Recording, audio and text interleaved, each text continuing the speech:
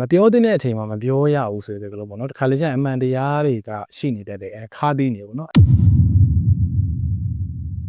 အားလုံးပဲမင်္ဂလာပါ Pounds English နဲ့ကြိုဆိုပါတယ်ဒီနေ့မှာတော့ကျွန်တော် idioms နဲ့ပတ်သက်ပြီးရှင်းပြပေးပါမယ်အဲ့ဒီ idioms တွေဒီကျွန်တော်တို့ခန္ဓာကိုယ်အစိပ်ပိုင်းလေးတွေကိုသုံးထားတဲ့ idiom ပေါ့နော် idiom တွေကတော့အများကြီးရှိတယ်ကျွန်တော်ဒီနေ့တော့ကျွန်တော်ခန္ဓာကိုယ်အစိပ်ပိုင်းလေးတွေမှာရှိနေတဲ့ idioms တွေကိုကျွန်တော်ပြောပြပေးမှာဖြစ်ပါတယ်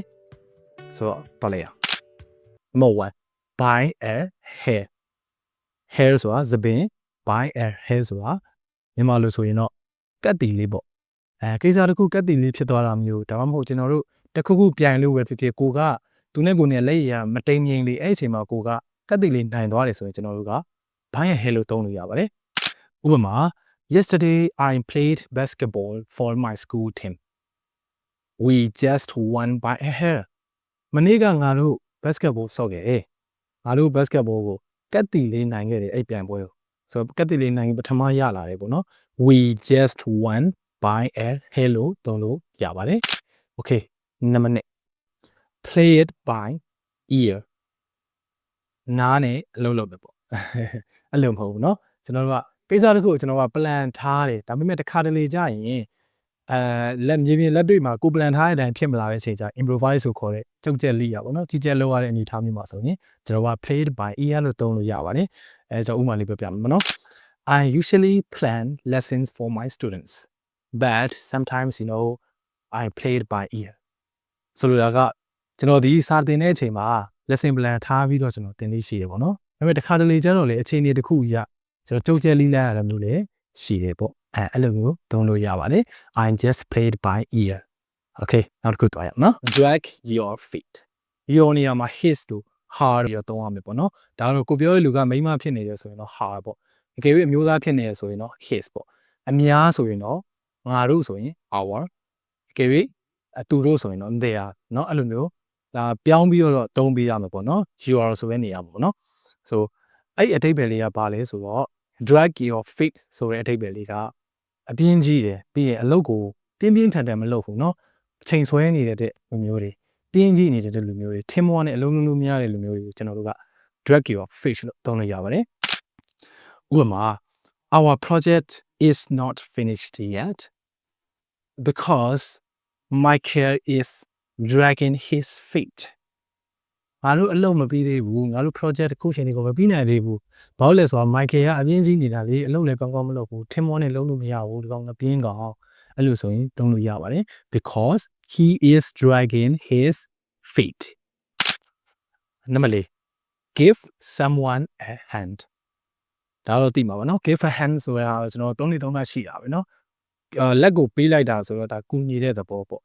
နော်တရားရောက်ကိုကူညီတာမျိုးကိုကဒါမှမဟုတ်တရားရောက်ကိုအကူညီတောင်းတာမျိုးဆိုရင်ကျွန်တော်ကသုံးလို့ရပါတယ်ဥပမာ he's lifting heavy things and he's asking for you could you give your hand ဆိုလိုတာက तू ကပစ္စည်းလေးရေမနေတယ်အဲ့ဆိုမှ तू ကမင်းကိုမေးလိမ့်မယ် could you give your hand မင်းငါ့ကိုကူညီပေးနိုင်မလားအဓိပ္ပာယ်ကတော့ could you help me ဒါမှမဟုတ် may you help me အဲ့လိုမျိုးလေသုံးလို့ရပါတယ်all ears ဆိုနေပြတဲ့အကုန်ပေါ့နော်နေပြတဲ့အကုန်ဆိုနားရဲ့လုပ်ငန်းဆောင်တာနားထောင်တာပေါ့နော်ဆိုတော့ကကျွန်တော်က respectfully ပြပြဝသူ့ respect အပြည့်ပေးပြီးတော့နားထောင်တဲ့ကိစ္စတွေမှာကျွန်တော်တို့က all ears ဆိုသုံးလို့ရပါတယ်ဥပမာကျွန်တော်က presentation တစ်ခုလုပ်ပြီးသွားပြီအဲ့အချိန်မှာကိုကမေးခွန်းမေးမဲ့လူရှိလားခင်ဗျာပေါ့နော်ကျွန်တော်နားထောင်နေပါတယ်ပေါ့ကျွန်တော် respectfully ခင်ဗျားတို့မေးခွန်းကိုနားထောင်နေကျွန်တော်ပြန်ဖြေပေးဖို့အတွက်အဲ့လိုအချိန်မှာကျွန်တော်သုံးလို့ရတယ်ဥပမာ any question everyone I'm all ears မေးခွန်းများရှိမလားခင်ဗျာကျွန်တော်ဂူးဆိုင်ပြီးနားထောင်နေပါလေကျွန်တော်ပြန်ပြီးတော့ဖြေဖို့အတွက်အဲ့လိုမျိုးသုံးလို့ရပါတယ်ဒါမှမဟုတ်တရားကကိုကိစ္စတစ်ခုကိုရင်လာဖွင့်ရင်လည်းကျွန်တော်သုံးလို့ရတယ်ပေါ့နော် I'm all ears I'm more ears အဲ့လိုမျိုးသုံးလို့ရပါတယ်ဆိုဒါလည်းမျိုးလို့ထင်ပါလေ okay နောက်တစ်ခု bite your tongue bite ကြိုက်တာပေါ့နော် your ဆော့ဆော့ပြောသလိုပဲကျွန်တော်ရှေ့ရအတိုင်းပဲ your ကတော့ရှေ့ရလူကိုကြည့်ပြီးတော့ကျွန်တော်ထည့်ပေးရမယ်ပေါ့နော် he so his she so her စသဖြင့်ပေါ့နော်အများကြီးရှိတယ်အဲ့ဒါတော့ရှေ့ရကောင်မူတည်ပြီးတော့ကျွန်တော်ကသုံးမယ်ပေါ့နော်အဲ့တော့ bite your tongue အဲ့မှာပြောချင်တာလေ tongue ဒီ tongue မဟုတ်ပါဘူး tongue လည်းမဟုတ်ပါဘူး tongue tongue ဆိုတော့ကျွန်တော်ရှာပါရှာကို ကြိုက်တယ်ဆိုတော့တက်တည်ရတော့မဟုတ်ဘူးเนาะဆိုတော့ bite your tongue ဆိုတဲ့အဓိပ္ပာယ်ကမပြောတဲ့အချိန်မှာမပြောရဘူးဆိုတဲ့ကလေးပေါ့เนาะတခါလေကျရင်အမှန်တရားတွေကရှိနေတတ်တယ် Oh my god wow ခါသေးနေပေါ့เนาะအဲ့လိုအချိန်မှာကိုကတော့ပြောလိုက်လို့ရှိရင်လည်းအဆင်မပြေဖြစ်မဲ့အနေထားပေါ့မှန်တော့မှန်တယ်ဒါပေမဲ့ပြောလိုက်လို့ရှိရင်လည်းအကျိုးမထူးဘူးဆိုရင်ကျွန်တော်တို့က bite your tongue လို့သုံးလို့ရပါတယ် so example in some situations you just need to bite your tongue เนาะတချို့သောအချိန်တွေမှာမင်းစဘာမှပြောလိုက်တာပိုပြီးကောင်းတယ်မင်းပါးစပ်ပိတ်ထားတာပိုပြီးတော့ကောင်းတယ်ဆိုတဲ့အဓိပ္ပာယ်မျိုးပေါ့ okay နောက်တစ်ခုသွားရအောင်နော် okay နောက်တစ်ခုက cold feet cold ဆိုတာ either feet ဆိုတာခြေထောက်တွေပေါ့ခြေထောက်တွေအေးတယ်ဆိုတာဘာလဲဆိုတော့ကျွန်တော်တို့က change of mind တော့စိတ်ပြောင်းသွားတဲ့အချိန်တွေမှာဆိုကျွန်တော်တို့ကအဲ့ cold feet ကိုသုံးပါတယ်ဆက်စားချင်းတော့ plan ထားတယ်ခီးတစ်ခုခု plan ထားတယ်ဒါပေမဲ့တစ်ခုခုအကြောင်းတစ်ခုခုကြောင့်တော့၎င်းစိတ်က तू သွားခြင်းနဲ့စိတ်မရှိတော့တဲ့အခါမှာတော့၎င်းအဲ့လိုဖြစ်သွားတယ်ဆိုရင်ကျွန်တော်က cold feet လို့သုံးလို့ရပါတယ် plan ထားတာတော့ positive ပဲဒါပေမဲ့ကိစ္စတစ်ခုကြောင့်ပြောင်းလဲသွားတဲ့အချိန်မှာဆိုကျွန်တော်က cold feet လို့သုံးလို့ရပါတယ်ဥပမာ we just planned for a trip but Grace just got cold feet နော်ငါတို့ကခီးတစ်ခုသွားဖို့စီစဉ်ထားတယ်ဒါပေမဲ့မိသည့်အတိုင်းပဲ Grace ကစိတ်ပြောင်းသွားတယ်နော် plan ထားတယ်နောက်မှပြောင်းသွားဆိုကျွန်တော်တို့က cold feet လို့ဆိုပြီးသုံးလို့ရပါတယ်ခင်းနောက်တစ်ခုသွားရအောင် let's go cold shoulder သူကရှေ့က cold feet နဲ့ဆင်တယ်ပေါ့နော်ဒါပေမဲ့သူကကြတော့နည်းနည်းလေးပြင်းထန်တဲ့သဘောမှာရှိတယ်ရှေ့ကကျွန်တော်ကplan ပြီးသွားမှာစိတ်ပြောင်းပြီးတော့ cancel လိုက်တဲ့သဘောသူကကြတော့ဒါ intentionally ပေါ့ social punishment လို့ပုံစံမျိုးပေါ့နော် intentionally ကိုသူ့ကိုဖယ်ကျင်ထားတဲ့သဘောအဲ့လိုမျိုးဆိုကျွန်တော်က cold shoulder လို့ခေါ်ပါတယ်ဥပမာ he is a bad guy we need to give cold shoulder သူကလူဆိုးပဲသူကဇာတိတမကောင်းဘူးအဲ့တော့ငါတို့သူ့ကိုပြစ်ပယ်ထားမှရမယ်ဆိုတဲ့သဘောမျိုးမှာကျွန်တော်က cold shoulder လို့သုံးလို့ရပါတယ် so let's go okay နောက်တစ်ခု have an eye for သူရဲ့အဓိပ္ပာယ်လေးကဘာလဲဆိုတော့အမြင်ရှိရပေါ့နော် have an eye for ဆိုတော့မျက်လုံးတစ်လုံးရှိတယ်ဆိုတဲ့အဓိပ္ပာယ်လည်းမဟုတ်ဘဲနဲ့အမြင်ရှိရဆိုတဲ့ဟာမျိုးပေါ့အဲ့ဒီမှာရှေ့က have လေးကိုကျွန်တော်သိထားသိချင်တာပေါ့နော် have ဒီရှေ့မှာအနည်းကိန်းသုံးထားရဆိုရင်ပေါ့လေ has သုံးရမယ်ပေါ့ HAS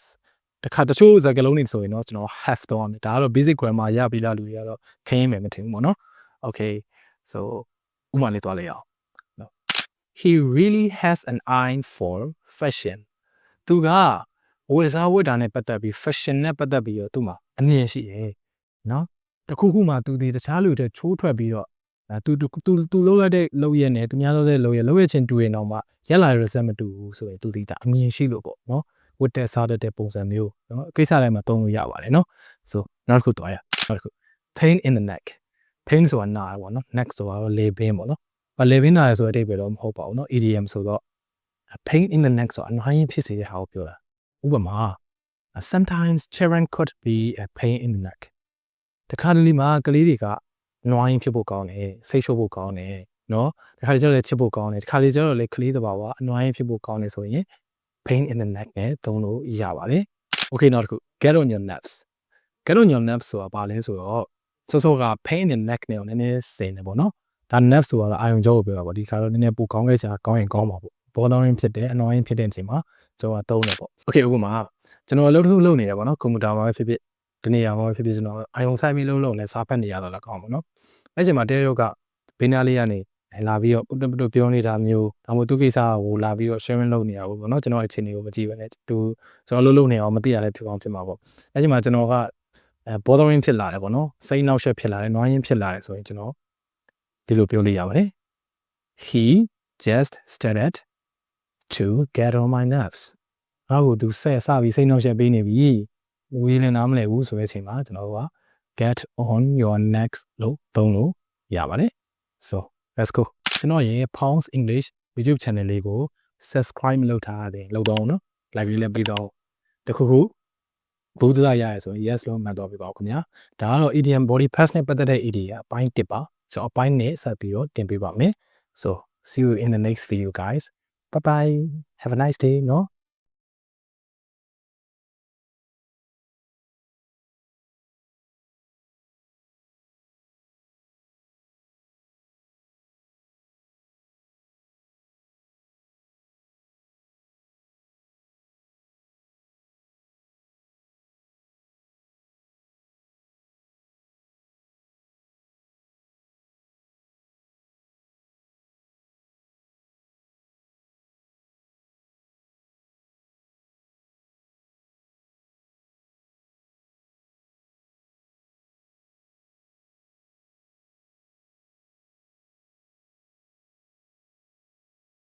ရပါတယ် so let's go